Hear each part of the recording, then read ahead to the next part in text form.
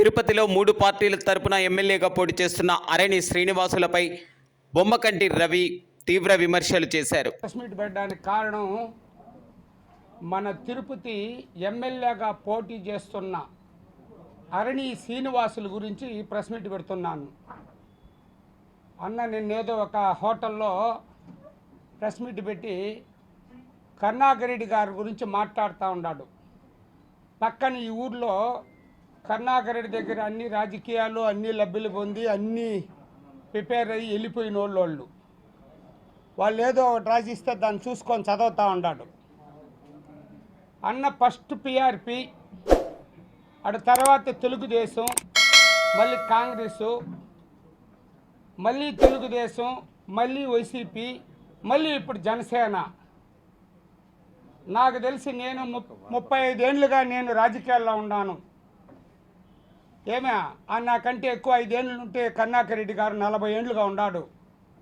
40 ఏళ్ళుగా రాజశేఖర రెడ్డి కుటుంబంతోనే ఉన్నాం. మేము ఏ పార్టీ మారలా, ఏ జెండా మోయలేదు, ఏ జెండాకి మేము నమస్కారం పెట్టలా. ఒక రాజశేఖర రెడ్డి ఏ పార్టీలు ఉంటే ఆయన కుటుంబం ఆ పార్టీలో ఉన్నాం.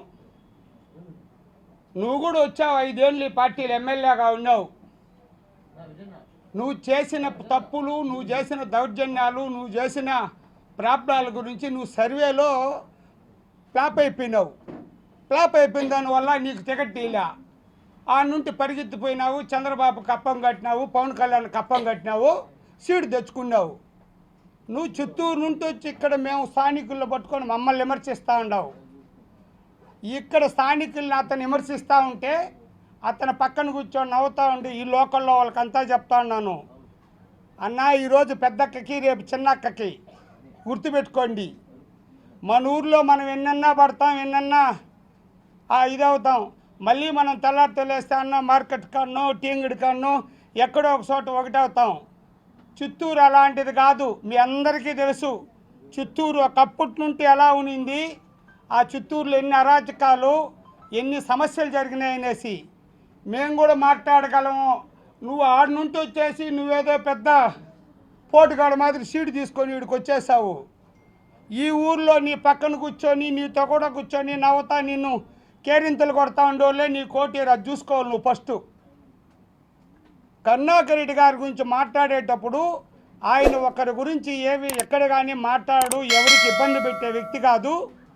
నేను ఎస్సీ ఎస్టీ బీసీ మైనార్టీ నినాదం కలిగిన వ్యక్తిని.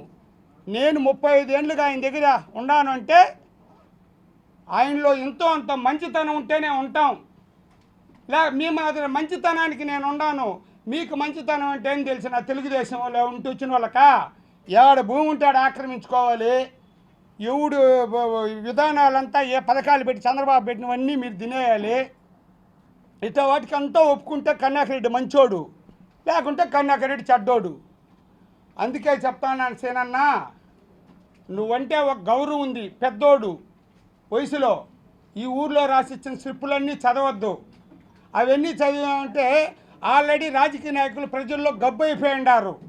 నిన్ను అతన్ని తిట్టుకొని నువ్వు దోసుకున్నావు, నేను దోసుకున్నాను, నువ్వు తినేసినావు, నేను తినేసినానని. ఆయన ఒకే పార్టీలో ఉన్నాడు. నువ్వు 3-4 పార్టీలు మారినావు. నువ్వేం దోసుకుందో నీకు సీట్ ఇచ్చుండ్రు అనుకుంటారు జనాలు. దీనికని నేనేం చెప్తానంటే తేలు కుడితే గమ్మున ఉండాలి. నొప్పి నరిస్తే పట్టుకుంటారు దొంగ అని. అందుకని రాజకీయ నాయకులే పరువు పోగొట్టుకుంటా ఉంటారు. కరుణాకర్ రెడ్డి గారి గురించి మాట్లాడేటప్పుడు ఈ ఊర్లో ఆయన విమర్శించే నేను స్థాయి అన్న విధానాలు కలిగిన వ్యక్తి లేడు. కరుణాకర్ రెడ్డి గారు అంటే ఒక మంచితనానికి ఒక మారు పేరు. ఏ ఒక్కరికైనా సరే ఈ ఊర్లో ఈ పాలిటీ చేశాడని ఎవరైనా చెప్తే మీరేం చెప్తే దానికి నేను నిలబడతా. మా వ్యక్తిగతంగా నీకు అది చేయలేదు ఇది చేయలేదు అవేంటి దానికంతా నేను కాదు.